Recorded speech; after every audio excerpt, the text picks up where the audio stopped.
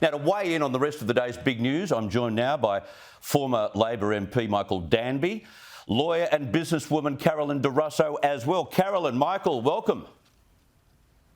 Hi, guys. Hi, Chris. How are you? Very, very well. Hi, Carolyn. We've got so much to talk about today. Michael Danby, these COVID protests in China, they're a fascinating reflection, are they not, of how angry the normally obedient Chinese are with the Communist Party and with the president. How's this going to end, do you think? With brutal military repression. The Chinese Communists spend more on internal policing even than they do on their very aggressive international military expenditure. That's an amazing statistic. It began in Urumqi, where 10 people at least were burned to death in their houses because they were soldered in because of this COVID repression. And it's in every city in China. Chris, that's the amazing thing. It's not organised. It's not done by the Falun Gong or any of the other conspiracies that they have in Beijing.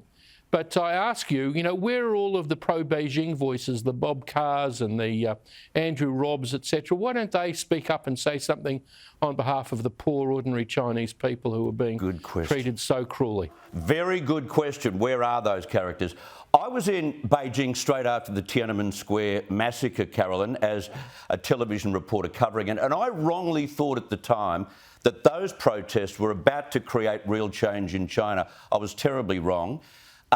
This time, though, I have some optimism in that they all have smartphones and mobile phones and cameras, which means anything violent that will occur will be sent around the world. Do you have any optimism at all that the Chinese government may water down or dilute some of these zero COVID policies? I think they will. They will dial back on some of the zero COVID policies. When you look at them, it really does look dystopian. It's almost unbelievable to watch. Yeah. And I feel like there has been just enough pushback, and you're right, just enough has been getting out into the international media. But the other thing that we need to understand as well is that these protests aren't just happening in the streets, they're happening in manufacturing factories and all sorts of other places. So China is a massive manufacturing country.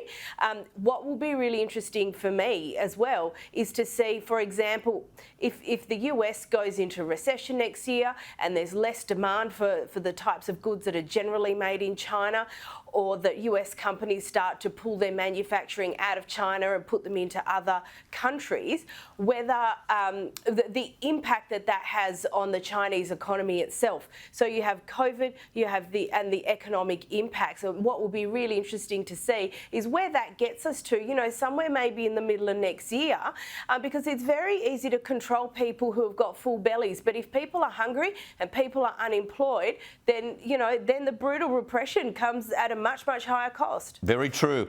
Now, I don't know what the government thinks war will be like next time around, especially in our region, but the Defence Minister, Richard Marles, Michael Danby, wants to encourage as many young people as possible to join the ADF. But aren't the days of boots on the ground over, especially in the region? Isn't it about drones and submarines and missiles? Have I got this wrong? No, you've got it right. I mean, that is the real pointy end of the spear, Chris. In February next year, the Defence Review has to order thousands of missiles, hundreds of drones, and change the face of the Australian Defence Forces dramatically. I mean, the war in Ukraine has proved this, and we've got to get enough ammunition for some of our aircraft too, so that they've got more air-to-air and air-to-sea missiles. Yes. I don't think getting 18-year-olds who are very woke and who are on their iPhones all the time, in a pair of army boots up in the Northern Territory is going to achieve much. No. I want to bring in Prue McSween, if I can, one of our regular commentators. Prue, thanks for joining us. What did you make of the Marles story today? For someone who's, surrounded by military personnel and bureaucrats, has he got this wrong? Oh, I would have thought totally, Smithy. And what's interesting to me is the way that the Army in particular has treated its recruits who the hell would want to join up? He's going to have a hard time unless he starts a conscription idea. You know, I mean, I just think Michael's 100% right. We've got to get the right technology. This war, the next war, sadly, will be fought on the basis of these drone missiles and cyber security and all the things. It's not just bodies on the ground. Yeah, we're moving away from that completely. Now, if nothing else, Carolyn, multi-billionaire and Twitter owner Elon Musk is shaking things up. He's expected to release the hidden details tonight on how the Hunter Biden story was censored back before the last election by Twitter. I think we should grab the popcorn. This will be a bombshell and a half, won't it? Oh, an absolute ripper. And, you know, at the time, I remember liking and retweeting that post. And Twitter actually would not let me do anything on my account. I couldn't tweet, I couldn't do anything until I unliked and unretweeted that post. Wow. So there was very, very broad censorship and suppression of that story. The tweet that we saw come down, I think it was yesterday, was absolutely fascinating to see the detail of people involved, particularly in the Democratic Party, essentially asking Twitter to get a few people to pipe down their opinions, to suspend accounts and all that sort of thing. So, you know, what has been considered to be a conspiracy theory, all of a sudden has come out in the wash as some very serious censorship. And all those people who back then, you know, took the view that Twitter is a private company and they can do all they want, all of a sudden think that Twitter is a town square and needs to be protected at all costs. It's extraordinary. It is extraordinary. Prue, I want to come Chris, back to can you. I just go on, Michael.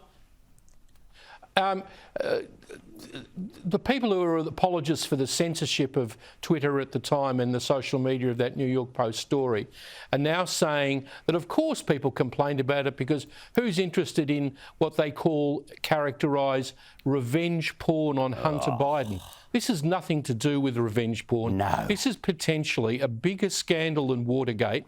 If it's true that the family of the President of the United States or Vice President of the United States took secret commissions from China, that ought to be investigated by sensible mainstream journalists from the New York Times, from the Atlantic Monthly, from CNN, all of them.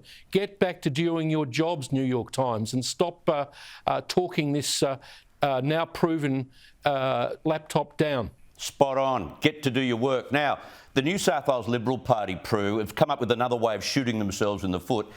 They made a debacle of the pre-selection processes leading up to the federal election, and now the pre-selected candidate for the seat of Castle Hill in Sydney has been dumped at the 11th hour because he's too conservative. This aggravates conservative people in this country. Well, I think that really they don't want to be re-elected. It's clear that the Liberal Party is on a self-destruct and they have disenfranchised virtually any true blue conservative. You know, I just feel that why would we even bother with them anymore? Where do we go, though? We're in no man's land. If you want to vote as a true conservative, there's nowhere to go.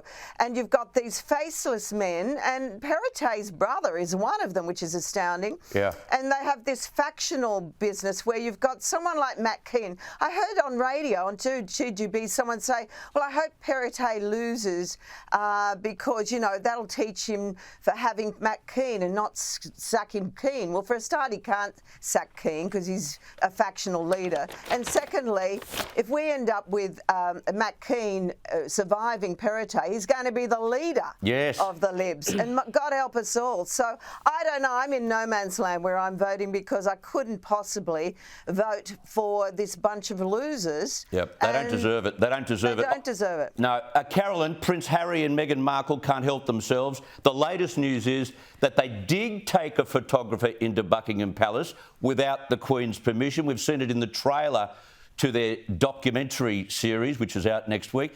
Not only deluded about reality, but grossly disrespectful as well. Yeah, absolutely. And then all of a sudden they wonder why people criticise them and why they're not as endeared to the public as all these pretty little short films make out that they're these wonderful people. I mean, you're in someone else's house. Yeah. You're in someone else's house. Disgraceful. Be respectful. Ask for permission. If you're going to be that entitled, please do not be surprised when people kick back. Yeah, well said. Michael Danby, Carolyn DeRusso, Prue McSween, you have a great week. Thank you for your time. Thanks, Smithy. Good on you. You too, and all of the panel. All right, good on you.